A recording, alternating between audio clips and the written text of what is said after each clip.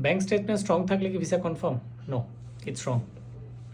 আজকে শেয়ার করব UK tourist visa bank statement some key points, যেটা জানা থাকলে আপনার ইউকে ভিসা কখনোই মিস হবে না। ইউকে ভিসার জন্য ব্যাংক স্টেটমেন্ট শুধুমাত্র ব্যালেন্স দেখানোর ডকুমেন্টস নয়, এটা আপনার ফাইন্যান্সিয়াল ক্রেডিবিলিটি শো করে। তাই সেভিংস অ্যাকাউন্টে হঠাৎ কোনো বড় ট্রানজ্যাকশন করবেন না, এটা ইউকে অ্যাম্বাসির জন্য রেড ফ্ল্যাগ।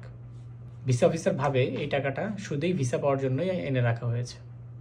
তাই প্রতি মাসে ইনকাম এবং এক্সপেন্সের একই প্যাটার্ন মেনটেন করবেন। স্যালারি হোক কিংবা বিজনেস ইনকাম, কনসিস্টেন্সি না থাকলে আপনার ব্যাংক স্টেটমেন্ট উইক হয়ে যাবে। তাই প্রতিটা টাকার সোর্স পরিষ্কার থাকতে হবে। সোর্স অফ ফান্ড ক্লিয়ার না থাকলে এম্বাসি নিজ থেকেই রিস্ক অ্যাজিউম করে নেয়, আর এখান থেকেই স্ট্রং ফাইলগুলো রিজেক্ট হয়ে যায়। আপনি যদি এই রুলসগুলো মাথায় রাখতে পারেন তাহলে আপনার ইউকে ভিসা কখনোই রিফিউজ হবে না। তাই আমাকে ফলো করে পাশে থাকুন, আমি আপনাকে এরকম ইনফরমেটিভ অনেক ভিডিও শেয়ার করব যেটা আপনার ভিসা রিস্ক অ্যাভয়েড করতে সাহায্য করবে। Thank you so much. আসসালামু আলাইকুম।